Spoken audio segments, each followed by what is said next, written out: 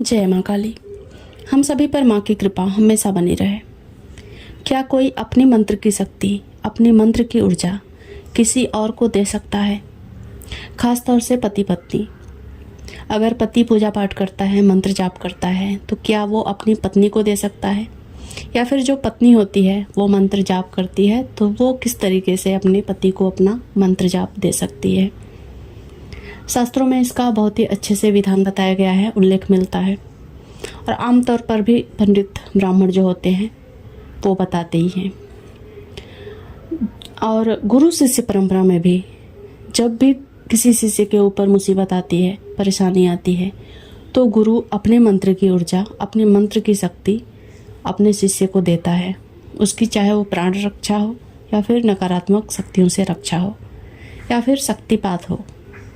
ये सब कुछ मंत्र शक्ति और जाप ऊर्जा जो होती है उसी से किया जाता है। तो ये एकदम सच बात है कि आप अपने मंत्र की ऊर्जा दूसरे को ट्रांसफ़र कर सकते हो। रही बात पति पत्नी की, तो पति पत्नी भी एक दूसरे को अपने मंत्र की ऊर्जा, अपने मंत्र की शक्ति और अपना मंत्र संकल्प के तहत, जैसे होता है ना कि पति को अगर टाइम नहीं मिलता है, उसको जॉब पे जाना है, पूजा पाठ मंत्र ध्यान नहीं कर सकता, तो पत्नी कोई भी एक मंत्र संकल्प कर ले कि ये मैं अपने पति के लिए कर रही हूँ, तो वो सारा का सारा फल अपने पति को दे सकती है और उसके पति को वो फल मिलता भी है। कोई भी मंत्र हो, पत्नी मतलब एक साथ दो मंत्र, जैसे एक अपने लिए और एक अपने पति के लिए, दो मंत्रों का जाप भी कर सकती है।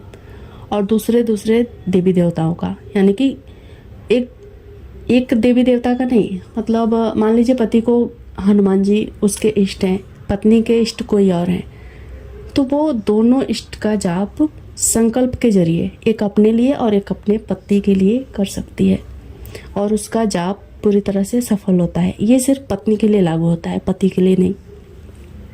पति सिर्फ एक ही मंत्र का जाप कर सकता है, और वो अपनी पत्नी को अपने जो जाप होता है वो ना भी दे तो भी वो पत्नी को जाता ही है। क्योंकि जब शादी होती है तो पाणी ग्रहण संस्कार जो होता है उसमें पति पत्नी का हाथ थामता है और वचन देता है कि जो कुछ भी मेरा है वो तुम्हारा होगा। तो इस तरीके से वो संकल्प ना भी करे और कोई भी मंत्र जाप करता है तो उसका आधा हिस्सा पत्नी को मिलता है। चाहे वो पाप करे, पुण्य करे, मंत्र जाप करे, ध्यान करे, कुछ भी, सब कुछ पत्नी को मिलता है।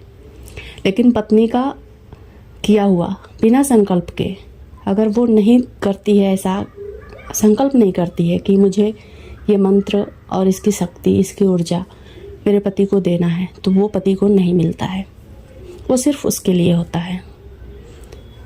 तो इस वीडियो से आपने जान लिया होगा कि आप कोई भी मंत्र जाप करें, कोई भी पूजा पाठ करें, तो संकल्प के जरिए अगर आप किसी को देना चाहते हैं, किसी की प्राण रक्षा के लिए, किसी की हेल्थ के लिए, तो आप उसको दे सकते हैं। जैसे कि हीलिंग करने वाला व्यक्ति जो होता है, या फिर जो दरबार लगाता है, वो भी तो यही करता है। वो ध्यान करता है, मंत्र साधनाएं करता है, मंत्र की जो ऊर्जा होती है उसी से लोगों को हील करता है। तो ये बात पूरी तरह से सच है कि आप अपने मंत्र की शक्ति किसी और को ट्रांसफ़र कर सकते हैं। जय माँ काली।